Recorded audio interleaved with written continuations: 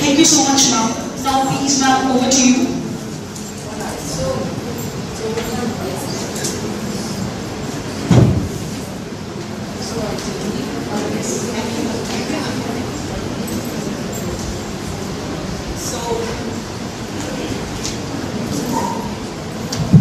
Good morning, everyone. Good morning. My name is Dilpreet Kaur, and I am the principal of St. Swithin Ryan Public School for the last 6 years. And before that, I have worked in so many different schools. यहाँ पे मुझे because I believe that कि in my dictionary or in my जो भी है मेरे दिमाग में 5 years are more than enough. उसके बाद आप stagnant हो जाओ. जब से मैंने अपना करियर स्टार्ट किया, I started my career in the year 2007. So this is the longest span in which school I am working. इसके पहले 5 साल was maximum. But I have learned a lot from different schools, definitely. और I'm a very new resource person. ये भी मैंने अभी थोड़ी देर पहले स्टार्ट किया है. Why? Because as all of us say this thing that कि learning जो है is a continuous process. So मुझे सीखने का बहुत शौक है. तो when I entered in the school and ma'am ये जो है वो आपके परमजीत कौर मैम के जो है वो काफ़ी पुराने जानने वाले हैं. She told me so many things about her, that how energetic she is. और इस एज में भी, though I know age is just a number, तो वो काफ़ी कुछ करती है. And me and your ma'am sharing the same group of Sohidya. और मुझे कहाँ से पता लगा कि वो इतनी एनर्जेटिक है, क्योंकि वो उनके सोहदिया ग्रुप में कुछ ना कुछ every time she is sending something new in the group. और वही चीजें जो वो ग्रुप में भेज रही है, उसी से मुझे अंदाजा लगा that how blessed you people are that you are working under her leadership, and of course Charu madam also. So both are a wonderful team. आज पहली बार उनसे मिली हूँ, but the vibe is great. बड़ा मजा आया उनसे मिलके. And when we were sitting together, she said that कि ma'am, why active learning in your school? Because you are already having so many activities, international, national. So active learning का क्यों आपने जो है वो select किया? So मुझे लग रहा है कि मैं यहाँ पे as a resource person बनके जरूर आई हूँ, आप लोगों को सिखाने के लिए आई हूँ, but मुझे लग रहा है कि at the end of the day I am the one who is going to learn from all of you, और आप लोगों से काफी कुछ सीख के जाऊंगी, और मेरे takeaways आप लोगों से शायद ज्यादा होंगे. So active learning, जैसे कि नाम से ही it is very clear that learning जो है वो actively participate होना चाहिए students की तरफ से भी. So हमारी भी जो आज ये वर्कशॉप रहेगी वो सारी की सारी ऐसी होगी कि आप लोग भी जो है यहाँ पे प्रेजेंट करने जा रहे हैं, ये whatever the things are there, आपका जितना ज्यादा एक्टिव पार्टिसिपेशन होगा उतनी ही अच्छी ये वर्कशॉप होगी और उतनी ही इंटरेस्टिंग होगी. क्योंकि पैसिवली हम लोग सुनते रहेंगे तो आई थिंक यॉर्निंग, नींद आना, these are the common things, है ना. और इस वजह से आई जस्ट वांटेड कि आप लोग भी जो है वो सारे इसमें उतना ही पार्टिसिपेट करें जितना कि हम एक्सपेक्ट करते हैं जब हम क्लासेस में जाते हैं कि बच्चे हमारी बात सुने और उतना ही ज़्यादा हमारे साथ एक्टिवली पार्टिसिपेट करें. So capacity building program on active learning, like you can see that कि इसके बीच में है क्या क्या collaboration. As I told you कि जितना आप ज्यादा मेरे साथ कोलैबोरेट करोगे, जितना ज्यादा आप लोग एक्टिवली पार्टिसिपेट करोगे, उतना ही अच्छा ये होगा. Then hands-on practice experience, student centered, yes, क्योंकि हम बच्चों से ही ये चीजें निकलवाने की कोशिश करते हैं कि वो बोले ताकि उन लोगों को ज्यादा जो है वो समझ में आना शुरू हो. There is feedback, problem solving and engagement.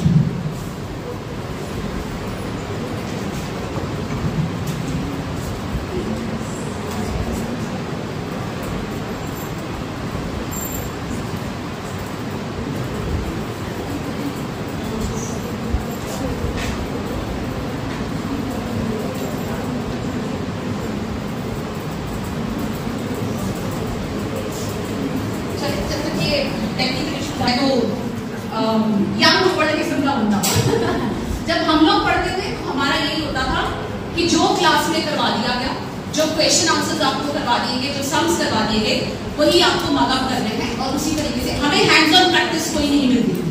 But still I would like to add one thing. मेरा जिस स्कूल में स्कूलिंग हुआ है, आई एम 79 बोर्न, तो जिस स्कूल में मैं पढ़ी हूँ उसी स्कूल का I was the principal also, प्रिंदा लेसन स्कूल इन सिंगापुर। तो वो स्कूल अपने टाइम से बहुत आगे था। हम लोगों ने जो चीजें हैंड्स ऑन प्रैक्टिस के साथ सीखी है वो शायद आज हम जो है वो अपने बच्चों को सिखा रहे हैं। उस टाइम में I think in 1992 I have done my 8th grade, तो उस टाइम पे भाखड़ा डैम का प्रॉपर पूरा जो है वो मॉडल, वर्किंग मॉडल बना करके हमारे प्रोफेसर, हमारे टीचर जो है, हमारे प्रिंसिपल ही used to take our geography class. तो वो हमें सारा वो किस तरीके से टर्बाइंस चलती है, लाइट कैसे आती है, वो सारी चीजें हमें वहाँ पर उन्होंने बना करके दिखाई होती है। सो हम लोग ऐसे स्कूल में पढ़े, पर आजकल तो खैर बहुत सारी डिफरेंट चीजें आ गई हैं। So children do learn by being, do not learn by being told, they learn by doing. जितना ज्यादा हम लोग अपने हाथ से काम करेंगे डेफिनेटली उतना ज्यादा ही हम लोग सीखते हैं। So objectives, by the end of this whole workshop we will come to know about the difference between passive learning and active learning, कि वो क्या होती है। passive learning किस तरीके से बच्चों को बोर करती है, they do not learn more, critical thinking नहीं उनका बनता, problem solving attitude नहीं आता, communication इतना नहीं कर पाते, confidence इतना नहीं आ पाता उन लोगों में।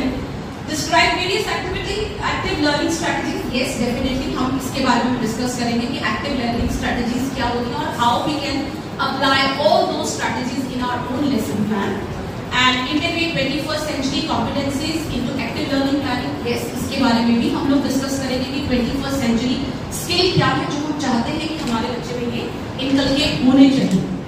so demonstrating their competence in towards the theory of active learning classroom practices। so yes, ये हमारा जो है वो पहला है activity. What we are going to do in this activity कि हम लोगों ने एक आइस ब्रेक करना। वैसे तो नॉर्मली जब हम वर्कशॉप में जाते हैं वहाँ पे डिफरेंट स्कूल्स के टीचर्स आए होते हैं, मुझे लगता है आप लोगों ने तो आइस ब्रेक क्या रशी कर दी होगी। Am I right? मुझे लगता है मैक्सिमम टीचर्स काफी सालों से एक दूसरे के साथ काम कर रहे हैं, बट स्टिल इसमें हम लोगों ने what we have to do is identify a time when you faced a significant challenge or setback. How did you respond? And what did you learn in this process? आप लोग अपना अपना challenge अपने अपने दिमाग में सोचिए कि आपने क्या चैलेंज फेस किया और उस प्रोसेस में आप लोगों ने क्या सीखा। मीनवाइल एक इंसिडेंट मैं आप लोगों के साथ शेयर करती हूँ। I was in one of the XYZ school। तो जब हम टीचर्स होते हैं ना, हम लोगों को प्रिंसिपल इतने अच्छे नहीं लगते, ठीक है। तो when I was a teacher, our principal used to say this thing, बच्चा नालायक नहीं होता है, टीचर नालायक होता।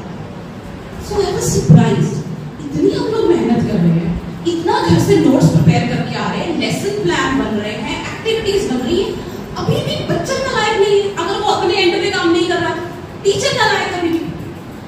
चले ठीक है, वहां पे एज यूजुअल मैंने 5 साल काम किया और वो स्कूल छोड़ा मैंने, एंड देन वहां से पीजीटी से as I became senior coordinator in one of the XYZ school। मैं वहाँ पर बहुत कुछ थी। I was senior coordinator, I was activity coordinator, I was HOD, I was vice principal, बहुत सारी चीजें थी मैं वहाँ पे, मतलब सारा स्कूल मेरे दम पे ही चल रहा था, ठीक है। So what happened? Because I was the HOD of my subject, I basically am social science, मैंने political science का जो है किया और post graduation। So हुआ क्या, वहां पे 10th का रिजल्ट आया और वो सीसी के बाद वाला सिस्टम था जब बच्चों को फुल सिलेबस आना था। अब बच्चे भी उस हैबिट में नहीं थे कि थोड़ा थोड़ा चांस में कर रहे थे, बार बार पास होने के लिए आपके पेपर हो रहे। अब वो एकदम से सीसी से फिर से एनुअल बोर्ड वाला सिस्टम आ गया। अब एनुअल बोर्ड का सिस्टम आया, अब बच्चा तो नालायक होता नहीं है, ठीक है। तो मेरे को एक सेक्शन दिया गया था पढ़ाने के लिए 10th का। लकीली मेरे सेक्शन के सारे बच्चे हो गए पास। अब तो दूसरे सेक्शन का टीचर था, उसके हो गए 3-4 बच्चे कंपार्टमेंट में हो गए। And my principal said that Divpreet, you are the HOD of social science, now you have to make them pass. अरे भाई मेरे बच्चे तो सारे पास हैं, मैं क्यों कराऊं पास इन लोगों को। अब वो बीच में टाइम होता है, ठीक है, बिकॉज आई वाज ओवरबर्डन, बहुत सारा काम था मेरे पास और रिक्वेस्टेड मैम कि मैं दूसरे टीचर नहीं तुम ही पास कराओगे। अब वो बच्चा मेरे पास आना शुरू हुआ। अब उस प्रोसेस में मैंने क्या सीखा, बिकॉज पहले मैं इस चीज की फॉर्म बिलीवर थी कि बच्चा ही नालायक होता है, टीचर तो अपना पूरा इनपुट दे ही रहा है, अब बच्चा ना करे तो क्या करे। अब जब उनको पढ़ाना पढ़ाना शुरू किया तो मैंने रास्ते ढूंढने शुरू किए कि बच्चा तो वाकई वीक है, उससे नहीं होगा, लेकिन इसको पास करवाना कैसे करवाना है, उसको क्वेश्चंस लर्न करने के लिए देने। आई थिंक यहाँ पे बहुत सारे सोशल साइंस के टीचर्स होंगे जो इसी तरीके से बच्चों को पढ़ाते हैं। उसको पढ़ाना शुरू किया गया, अब पढ़ाया गया, मुझे पढ़ाते पढ़ाते समझ में आया। जब मैं एज अ टीचर हम लोग काम करते तब होता था 1, 3, 5 नंबर के क्वेश्चन आते थे। 1 नंबर के क्वेश्चन आएंगे, 3 नंबर के आएंगे, 5 नंबर के आएंगे क्वेश्चन। और होता क्या था कि 3 पॉइंट्स आपने लिखे, आपको 3 मार्क्स फुल मिलेंगे, 5 मार्क्स पूरे मिले तो आपको 5 मार्क्स फुल मिलेंगे। अब बच्चे को पहले ये अब बुक में है या लर्न कर रहा है, तो उनकी बुक लर्न करनी कहाँ से करेगा लर्न? पहले उसको छोटे छोटे पॉइंट्स बना के दिए। अब जब पॉइंट्स बना के दिए गए, लैंग्वेज कई बार बीच में बहुत डिफिकल्ट होती है। फर्स्ट उस प्रोसेस में क्या हुआ कि पैराग्राफ से उसको पॉइंट्स में चेंज करके दिया गया कि तुम पैराग्राफ्स नहीं लर्न कर सकते हो, पॉइंट्स में लर्न करोगे। पॉइंट्स दिए गए, अब पॉइंट्स देखे गए कि वो बहुत लंबे तो पॉइंट शॉर्टर किए गए। फिर उसमें कई वर्ड्स ऐसे आ गए जो डिफिकल्ट है, फिर उसके सिनोनिम्स ढूंढ के दिए गए कि तुम इस वर्ड की जगह पे ये वर्ड लिख दो। सो उस प्रोसेस में बच्चे ने जो है वो करना शुरू किया and what was the result? बच्चे पास हो गए। जितने भी 3-4 बच्चे थे सारे बच्चे पास हो गए। And then I realise this thing, yes बच्चा नालायक नहीं होता, उसको पढ़ाने के आपको वेज ढूंढने पड़ते हैं कि बच्चा किस तरीके से लर्न कर सकता है, किस तरीके से समझ सकता है। और उसके बाद मैं इस चीज में मेरा बिलीव हो गया कि 10th और 12th में पास होना कोई मुश्किल काम नहीं है। हम लोग यही बोलते हैं ना कि बहुत मुश्किल काम है, गवर्नमेंट है, पर 10th और 12th में सीबीएसई ने आपको इतना सारा कुछ दे दिया है, एमसीक्यूज आ गए, सो मेनी थिंग्स आ गए कि अगर बच्चा वो कर जाए, 70 में से how many marks you have to take? 23, बस इतने मार्क्स ले लें। I am talking about +2। और 10वीं में आपको कितने नंबर लें? 20 नंबर तो स्कूल में देंगे आप लोगों के पास। सो दैट मीन्स कि पास होना it's not a difficult thing, बस you just have to find out the ways that how a child will learn that thing, वो किस तरीके से, किस प्रोसेस से वो लर्न करे। So this is my story. Now I would like to hear from you all कि आप लोगों का ऐसा कोई चैलेंज आप लोगों के सामने आया हो, कोई सेटबैक आपके सामने आया हो, उससे कैसे आप लोगों ने ओवरकम किया। And there are ample number of people आए, तब मुझे लगता है कि काफी सारे स्टूडेंट्स हैं यहाँ से सुन रहे हैं।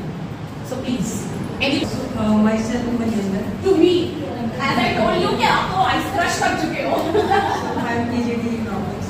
As far as the challenge or setback is concerned, I feel as a teacher, every day we face challenges. And what I have learned from there and how did I respond, I have learned that we need to be very, very, very, very patient. Yes. So if we are patient with the students, sometimes what we do that they raise their voice, then I try to be quiet. And when they are quiet, then I try to raise my voice, and in the end, we come to a conclusion that what I want to say, and that is exciting. Thank you. That's very wonderful. Anybody else जो कोई अच्छी सी story सुनाना चाहता है? जैसे मैंने आप लोगों ने कितने ध्यान से मेरी स्टोरी सुनी है ना, सुनिए, आई होप आप लोगों ने सुनी है। तो ऐसी कोई स्टोरी अगर सुनाना चाहता हूँ, एनीबडी? अरे इतने सालों से टीचर हो आप लोगों के पास, मेरे पास ढेरों स्टोरीज है, और सुन लो, मैं जितनी सुनना चाहते हो, but I would spend much of time on this activity. So this is the young girl. Young girl? Compliment. It's a compliment. आज तो इसका दिन बन गया मैम का। So I would like to hear from you. Oh, that's great. That's great. Yes, ma'am. Good morning, ma'am. I am Nico Bhatia, and particular last year, ma'am, 10th में student था Navdeep Singh, and usually, ma'am, in periodic 1 even that, term 1 even that, always, ma'am, mostly maths में fail हुआ. I am maths teacher, and I'm worried कि board में इसका क्या हाल होगा. तो in last, I think before exam even that, जब last year, ma'am, 8 to 10 ma'am थी, holidays थी, maths के exam से पहले. तो हमने काफी ट्राई किया, भले आपकी बात के वहाँ अगर हम पर्टिकुलर मैम अगर स्टूडेंट्स 1 और 2 हैं तो ट्राई कर सकते हैं कि हाँ उनको जो स्पेशल इतने ही होते हैं ना, इतने ही होते हैं हर क्लास में। मैं इस चीज में बहुत बिलीव करती हूँ मैम, और ये मेरे पर्सनल एक्सपीरियंस के साथ है। हर क्लास में आपके पास, अगर आप एक क्लास ले लो, उसका एक सेक्शन, आपके पास अगर 30 स्टूडेंट्स हैं तो उसमें से 3-4 बच्चे ही ऐसे होंगे जिनको आपको ज्यादा अटेंशन देने की जरूरत है। अदरवाइज जो सुपर इंटेलिजेंट बच्चे हैं वो भी आपकी बात सुन जाएंगे, जो एवरेज है वो भी सुन जाएंगे। सिर्फ आपको ध्यान उन्हीं 3-4 बच्चों पे देने की जरूरत होती है। I think all of you are agreeing with me on this point. Otherwise जो बच्चा अच्छा उसको तो आप क्या ही करवा लोगे, उसको तो आपको एक्स्ट्रा काम देने की जरूरत है, ठीक है।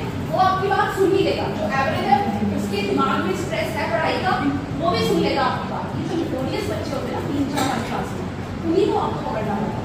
Yes ma'am. Then when I took extra classes for him, in term 1, even that time he scored only 9 or 10 marks out of 80. But ma'am, जब मैंने क्लासेस ली तो बताया कि हाँ मैं बेटा at least these chapters are important and scoring and very easy even that. तो ma'am efforts किए, then ma'am in boards and his ma'am pass उसने हुआ और मैम वो स्पेशली आया मेरे पास रिजल्ट के बाद, ma'am thank you so much कि मैं पास हो गया। मैथ्स मुझे थी उम्मीद थी कि मैं मैथ्स में पास होऊंगा। Then ma'am I was very very very happy. Yes ma'am, ये मुझे लगता है हमें अपने बच्चों से भी ज़्यादा खुश होते हैं। बिल्कुल ma'am. Ma'am in my school what I have done, आपके ना परमजीत मैम काफी फ्लॉट कर रहे थे। यस, इतना कुछ किया है तो फ्लॉट करने वाली चीजें भी हैं, ठीक है। तो थोड़ा सा मैं भी फ्लॉट करूंगी what I am doing in my school. So ma'am जो कि हम कहते हैं नलायक बच्चे जो कि होते नहीं है, हर स्कूल में होते हैं, ठीक है। तो what I have done in my school, वो 7-8 बच्चे जो मैंने हर सेक्शन से उठा करके, या 10 बच्चे हैं तो मैंने उठा करके उनका एक अलग सेक्शन ही बना दिया, ठीक है, with the name of 10th C उनको नाम दे दिया सपोज। तो उनका सिलेबस जो है वो हर सब्जेक्ट का मैंने कम कर दिया, साइंस का, सोशल साइंस का, मैथ्स का, इंग्लिश का, कि इनको इतना suppose if you are having overall 15 chapters, तो मैंने उनको पूरे साल में वो 7 चैप्टर्स ही करवाए, क्योंकि 9th में आप लोगों को क्लियर हो जाता है कि ये 10th में जाके क्या करने वाला है। तो शुरू से ही उनको बोलते कि हाँ भाई हम ये आपको पूरे साल में 7 या 8 चैप्टर्स ही करवाएंगे, अगर तुम लोगों ने ये कर दिए तो हम आगे और बढ़ेंगे। तो मैं 2-3 साल से ये काम वहाँ पे कर रही थी, और पेरेंट्स को बुलाना उनके बार-बार कि आप लोग भी पूरा जो है वो कोऑपरेट करें हमारे साथ। And I can not forget ma'am, मेरा एक स्टूडेंट था, उसका फादर नाउ इज नो, तो वो मेरे पास स्पेशल ये कहने के लिए आया कि मैम आप ही थे जिन्होंने हमारे बच्चों को पास करवा दिया, नहीं तो मुझे पूरी उम्मीद थी कि मेरा बच्चा 10वीं पास भी नहीं करेगा। सो this is the you know motivation जो आप लोगों को मिलती है, और आप आगे जो है उसके और बढ़ के काम करना शुरू करते हैं। और anybody else from this side, यहाँ there is one student and he is very slow learner but he is very active and he has done so many work in my class. He would switch on the light quickly, move and switch on the light, off, take my tire, everything he done, but he is slow learner, that's why something is problem with his hands. So I use scribbling and clay work, and then we started writing, and then if I'm writing A, so I'm writing planting and same as he's written there, side by side I'm writing, side by side he's writing, and slowly and slowly he's like this. So he's and मेरे ख्याल से सबसे मुश्किल teaching जो है वो pre wing में नहीं होती। Once again front man, I have a student with me, her name is Raghu Kaur, she is in UKG, she is such a pretty girl, such a sweet girl, and she can not hear, सुन नहीं सकती है वो, and obviously वो सुन नहीं सकती, वो बोल भी नहीं सकती। बट अगेन मेरे किंडरगार्टन के टीचर्स ने इतना मेहनत किया मैं उसके ऊपर। आई बिलीव दैट कि मेरा नाम थोड़ा डिफिकल्ट है, because everybody says Dilpreet Kaur, but my name is Dilpreet. वो बच्ची मेरा नाम प्रॉपरली लेती है, आप उससे पूछो what is the name of your principal, वो फुल सेंटेंस बोलेगी, the name of my principal is Mrs Dilpreet Kaur, what is the name of your school, everything. बट ऐसा नहीं कि बहुत क्लियर बोलती है, आपको बड़ा ध्यान से सुनना पड़ता है कि वो क्या बोल रही है, लेकिन बोलती वो सारा कुछ है, how are you, I am fine, सब कुछ बोलती है। एंड दैट गर्ल जो हमारा लास्ट एनुअल फंक्शन हुआ वो सेंटर में डांस कर रही थी, and I can not tell you the feelings of उसने वो वीडियो बना के शायद पूरे जलंधर में उसने घुमा दी होगी कि देखो मेरा बच्चा जो है वो सेंटर में खड़ा होकर डांस कर रहा है, she has a wonderful handwriting, और उसको आप कोई दिमाग से बहुत तेज है, कुछ भी लिखने के लिए आप उसको देखो, कुछ भी मतलब उनके सिलेबस से, तो विद इन 10 मिनट्स वो काम करके आपको दे देगा जो भी उसके सिलेबस का पार्ट है. So it is all because of the hard work of the teacher. So ऐसे किस्से तो बहुत सारे हैं, इसको टाइम बहुत लग जाएगा. So moving on to next.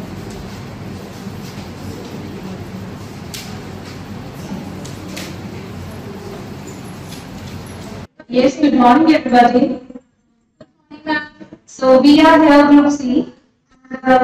We are here for this purpose only that what is actually active learning. So we are here to introduce you regarding what is active learning approach as CBSE expects for its students. Then we talk about the assessment revolution. So my question is, when we talk about this, why we need this? Because when we go to classes, we say the child is in class 9.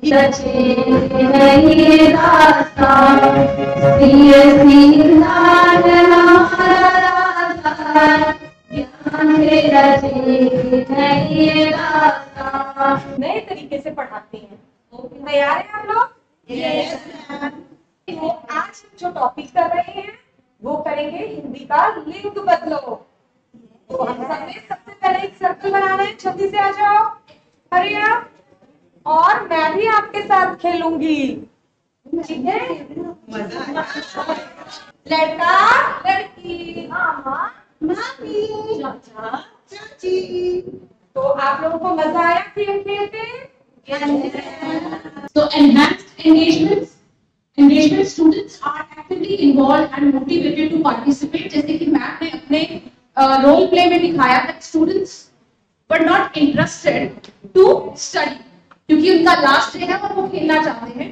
तो किस तरीके से सब बच्चों को ma'am ने motivate किया और हर एक बच्चा was participating. So good morning everyone.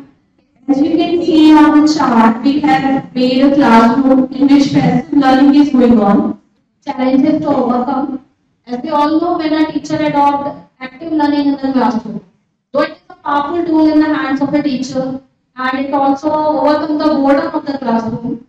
So when we are talking about if the students are going to do this hands-on learning, if they are preparing, they can never forget.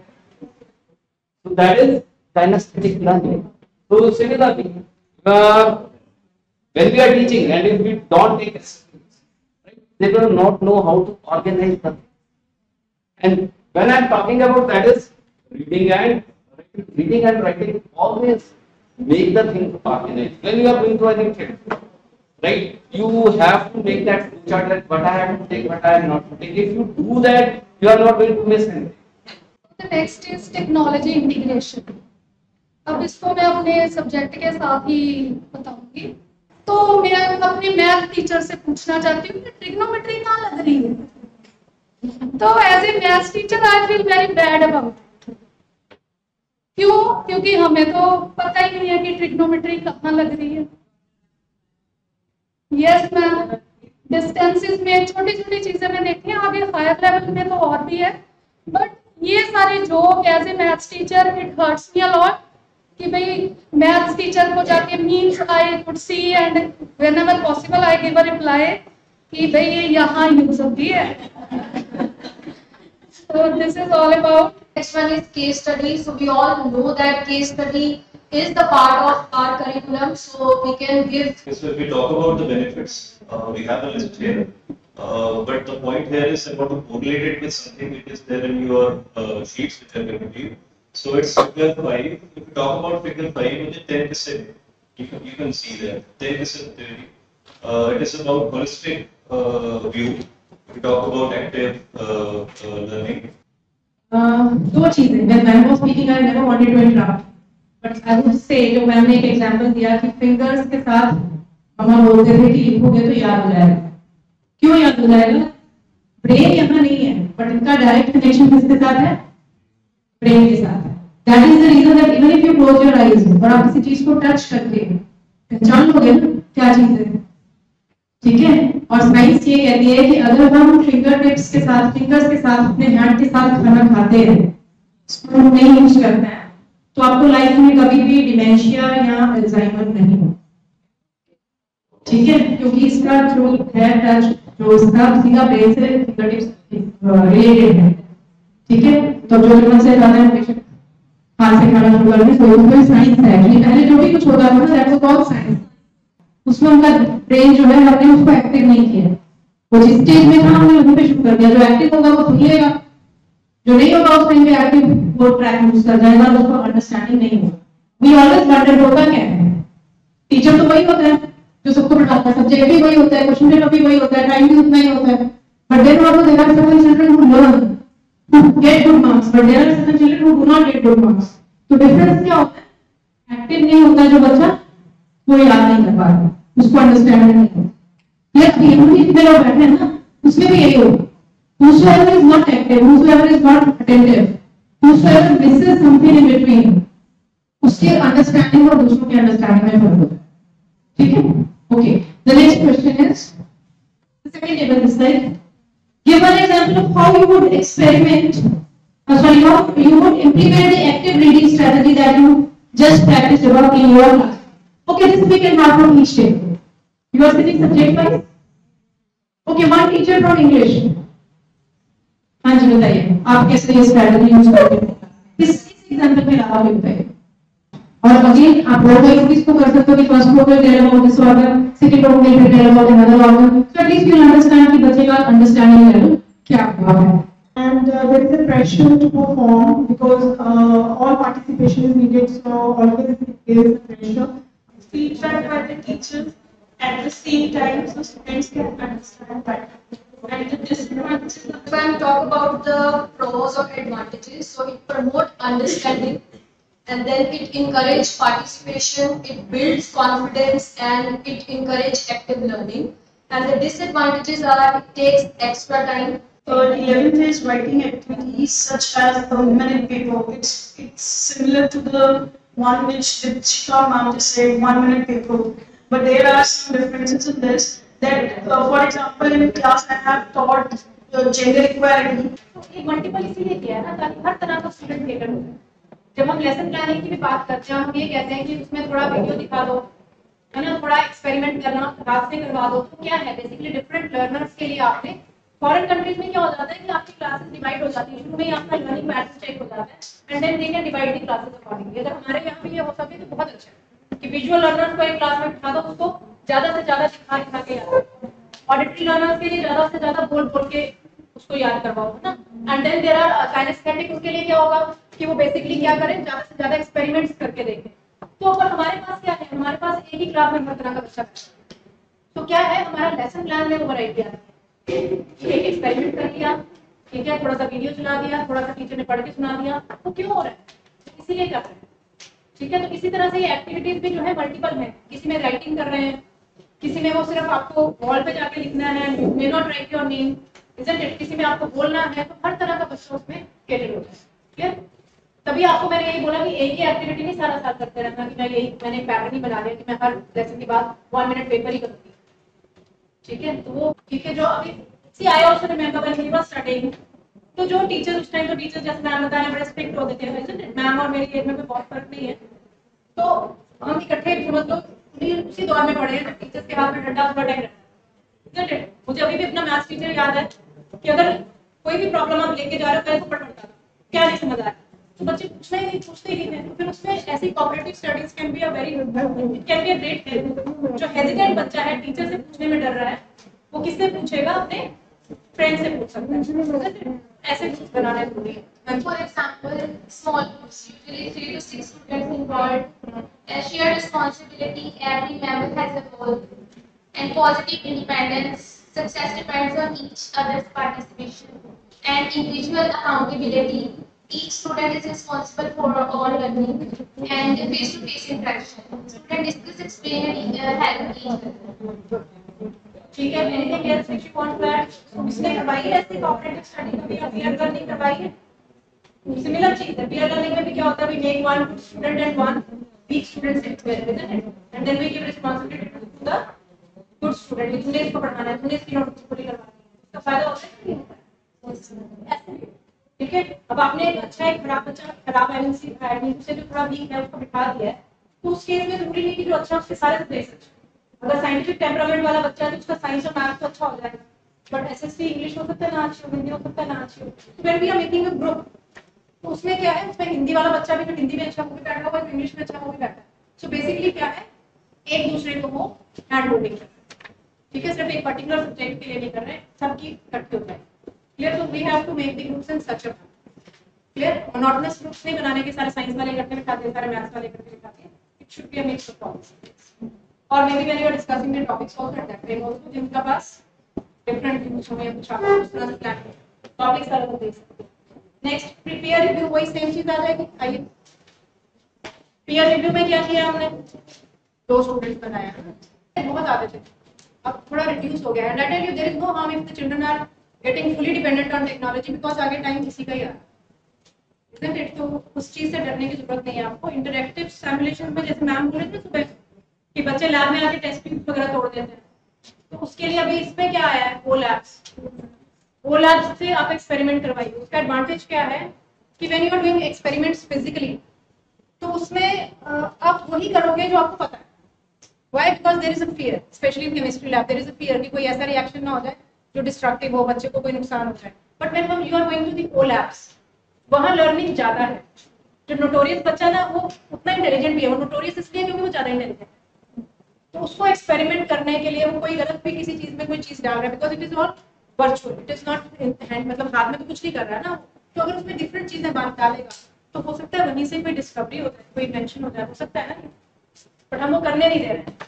Science में scientific temperament वाले बच्चे ज्यादा नहीं है, वो इसीलिए नहीं है बिकॉज हम शुरू से ही उनको एक्सपेरिमेंटेशन में नहीं कर रहे, हम रोड लर्निंग में जा रहे हैं, ठीक है। तो अगर हम ये चीजें ओ लैब्स वगैरह हर क्लास में यूज करना शुरू करते हैं, there is the syllabus 11th 12th सबके लिए है और बड़े अच्छे से एक्सप्लेन किया हुआ, तो अगर हम वो यूज करेंगे तो आई थिंक कोई ना कोई हमारा ही बच्चा ऐसा निकल आए जो कुछ नया डेवलप कर दे, कुछ नया इन्वेंट कर दे। अभी क्या कर रहे हैं हम, सीखा सिखाया जो पहले से पता है कि सॉल्ट में ये डालेंगे तो ये होगा, इस एसिड में ये डालेंगे तो ये होगा, बस वही कर रहे हैं, इससे ज्यादा बड़ा प्रिकॉशंस लेने पड़ते हैं। छोटे बच्चों को तो लेके नहीं जाते हैं टाइम क्लास, तो ये कर सकते हैं, ठीक है। नेक्स्ट, बट आई थिंक जो इसका डिसएडवांटेज सब दे रहे हैं कि इट इज टाइम कंज्यूमिंग, इस वजह से शायद हम नहीं कर पाते हैं। मुश्किल नहीं है, बट हमें ऐसा लगता है कि सिलेबस फटाफट खत्म करा दें, but with the coming of the new books, I don't know आपकी 6th में नई किताबें आ गई, with the coming of the new books, if you've seen those books, आप यूज कर रहे होगे, I'm sure, जो CBSE ने नहीं निकाली है या प्राइवेट पब्लिकेशन है, CBSE NCERT है ना, तो NCERT में आपका चैप्टर ही पीके टेस्टिंग से शुरू हो रहा है, क्वेश्चन से शुरू हो रहा है। ये इतना हैरान क्यों है? कौन सी क्लास पढ़ाते हैं, कौन सी क्लास में पढ़ाते हैं? हाँ, 10th and 12th, अभी उसका चेंज हो जाएगा, don't worry, with coming times gradually they are changing, सारी सडनली नहीं change, yes till 8th it is change, तो उसमें क्वेश्चन से ही शुरू हो रहा है आपका चैप्टर, ठीक है, इंक्वायरी बेस्ड लर्निंग से ही शुरू कर रहे हैं वो, ताकि टीचर को ज्यादा लेसन प्लानिंग पे मेहनत ही ना करनी पड़े। और आई थिंक सिलेबस भी रिड्यूस कर रहे हैं, वो इसीलिए रिड्यूस कर रहे हैं ताकि हम ये सारी एक्टिविटीज कर सकें। Is it clear? क्योंकि अभी तक क्या था चैलेंज, SST में 4 किताबें कैसे करवाओगे आप, अगर एक्टिविटीज करवाओगे, तो वो सिलेबस रिड्यूस ही कर रहे हैं, unnecessary portion is being reduce, ताकि कॉम्पिटेंसी बेस्ड लर्निंग हो सके। अभी बच्चों के मार्क्स क्यों नहीं आ रहे? क्योंकि हम अभी तक रोड लर्निंग पे अटके हुए हैं और क्वेश्चन आ रहे हैं कॉम्पिटेंसी बेस्ड के। Isn't it? कंसेप्ट क्लैरिटी होनी चाहिए उसमें, क्वेश्चन तो वही आता है लेकिन इतना घुमा के आता है कि बच्चों को समझ ही नहीं आता। कॉम्पिटेंसी बेस्ड क्वेश्चन की बुक्स निकाली है आपने उससे 10th 12th के टीचर्स ने, NCERT ने इतना काम किया है, इजंट इट? CBSE ने पूरा कॉम्पिटेंसी बेस्ड 6 से लेकर 12th तक सारे बुक्स उसके ऊपर हैं। अभी जो क्रिटिकल थिंकिंग की बात करें तो उसके ऊपर भी एक किताब, I don't know how many of you have seen it, comic की तरह बुक बनी हुई है, where the children are discussing about some issue, like कोई न्यूज आइटम है उसके ऊपर उन्हें डिस्कशन किया है। क्रिटिकल थिंकिंग क्यों चाहिए होती है? एग्जाम्पल दे रही हूँ, अभी बार IDs बनाने थे, तो we got a number of parents who came to us and said हमने नहीं बनवाने। क्यों बनवाने हैं? गवर्नमेंट हमारा आधार कार्ड मिस यूज करना चाहती है। तो ये क्या है? बेसिकली हमने क्रिटिकल थिंकिंग नहीं किया। जब कोविड के वैक्सीनेशन लगने थे, उससे पहले रुबेला के लगने थे, तो क्या था? क्रिटिकल थिंकिंग लैक कर रही थी। पार आईडी से पहले एक बाबा जी ने लेक्चर दे दिया, बस उसी के ऊपर सारे आ गए कि हमने नहीं बनवाना। तो मुझे बताना पड़ा कि भैया गवर्नमेंट के पास तुम्हारे आधार IDs ऑलरेडी हैं, उन्होंने ही बना के तुम्हें दिए हैं, तो कुछ पर्सनल नहीं है इसमें, बट दे आर आस्किंग। नहीं तो क्या होगा? फॉरेन कंट्रीज की हम प्रेस करते हैं लेकिन हम फॉरेन कंट्रीज जैसा कुछ करना नहीं चाहते, ठीक है ना? तो वहां पे हमारा एप्रीहेंशन आ जाता है, क्योंकि जो भी न्यूज आती है, at times this happens whenever we are in the groups, Instagram या आपका इसका है, व्हाट्सएप का है, एक मैसेज कहीं से आता है and we start circulating it like anything without even critically thinking whether it is correct or not. अभी मैं recent example देती हूँ. थोड़े दिन पहले मेरे ही मैथ्स टीचर ने एक वीडियो स्टेटस पे लगा लिया which was of the river. It was of a river, बहुत violent river, वो भी floods का जब चल रहा था, और लिखा था ब्यास रिवर नियर ढिलवा, तो मतलब हमारी वाली रिवर का उसने बोला था. I had to immediately go to him and tell कि भैया ये वीडियो तुमने गलत लगा लिया, बिकॉज ये तो ना हमारा ब्रिज है, वो जो ब्रिज था वो 2 थे, जबकि हमारा एक सिंगल ब्रिज पे आना और जाना होता है. Plus the river was so violent, तो वायलेंट रिवर हमारी नहीं है, क्योंकि प्लेन्स में है तो इट इज ऑल स्मूथ. वो ओवरफ्लोइंग हो सकती है लेकिन वायलेंट नहीं है, वो हिली एरियाज में होती है जहाँ चट्टाने होती है. तो आई हैड टू टेल, उसको दिखाना पड़ा कि भाई देख इसको रिमूव कर फटाफट, because what is this going to do. कहता मैंने तो जो पीयू ने उसका नाम लेके उसने डाला हुआ था, तो मैंने उसे स्पेशली मंगवाया और डाला without even critically thinking over it, isn't it. तो क्रिटिकल थिंकिंग क्यों चाहिए? ताकि जो भी ये गलत चीजें स्प्रेड होती है वो हम किसी लेवल पे उसको रोक पाए. तो बच्चों में ये क्रिटिकल थिंकिंग डेवलप करना बहुत जरूरी है. Not to believe what is being said, सब कुछ वैसे ही बिलीव नहीं करना. Clear? Okay, now the second D वाला एक बार देख लो. I'll just explain it to you simply. Experiential learning सबको पता है? कोई डाउट है किसी को? चले आगे. इसको हमने 4th सेशन में यूज करना है, अगर डाउट होगा तो भी पूछ लेना, ठीक है? Second one is project based learning. You all know we give projects in the holidays homework. Thematic workshops. आज क्या हो रहा है? आज क्या है? ये थीमेटिक वर्कशॉप है. So such workshops can be held for the students also, where we can take certain themes. जब आप उनको पॉक्सो की वर्कशॉप देते हो तो क्या है? थीमेटिक वर्कशॉप है. जब आप उसको मे बी अभी एक बात हो रही थी माइक्रोसॉफ्ट की वर्कशॉप दे रहे हो तो क्या है? थीमेटिक वर्कशॉप्स हैं. So these are the thematic workshop. Then service learning क्या करते हैं? कम्युनिटी लर्निंग, कम्युनिटी सर्विसेज वगैरह करवाते हैं, हैंड ऑन एक्सपीरियंसेस देते हैं. This is again a learning strategy. Then art integrated learning. क्या होता है आर्ट इंटीग्रेटेड लर्निंग में? आर्ट इंटीग्रेशन पता है किया वर्कशॉप आर्ट इंटीग्रेशन पे? हाँ, ओके. तो आर्ट इंटीग्रेशन में क्या है? हर सब्जेक्ट में आप आर्ट को इंटीग्रेट कर रहे हो so that the learning becomes again experiential plus interesting. Sports integrated करते हैं. बच्चे को अगर आप ग्राउंड में ले जाओ और बोलो एरिया नाप के दिखा मुझे बास्केटबॉल ग्राउंड का, मैथमेटिक्स टीचर भी टेक्स देयर, तो क्या होगा? वो स्पोर्ट्स इंटीग्रेटेड होगी ना. टॉय बेस्ड, वो जो छोटे बच्चों का क्या आ गया जादुई पिटारा, व्हाट इज दैट, है ना? ठीक है. और बड़े बच्चों के लिए हम क्या कर सकते हैं? गेमिफिकेशन कर सकते हैं. ठीक है. स्टोरी टेलिंग, सीबीएसई कितना इंसिस्टेंस दे रहा है स्टोरी टेलिंग के ऊपर, वर्कशॉप्स लगा रहा है. तो ये सारे स्किल्स जो हैं ये आपके, ये सारे स्ट्रैटेजीज हैं टू टीच अगेन. ठीक है. 4th में जाके 4th सेशन में हम लोगों ने इसको लेकर लेसन प्लान बनाना है अपना, फिर देखते हैं. ठीक है. तब तक चाय ले लो आप.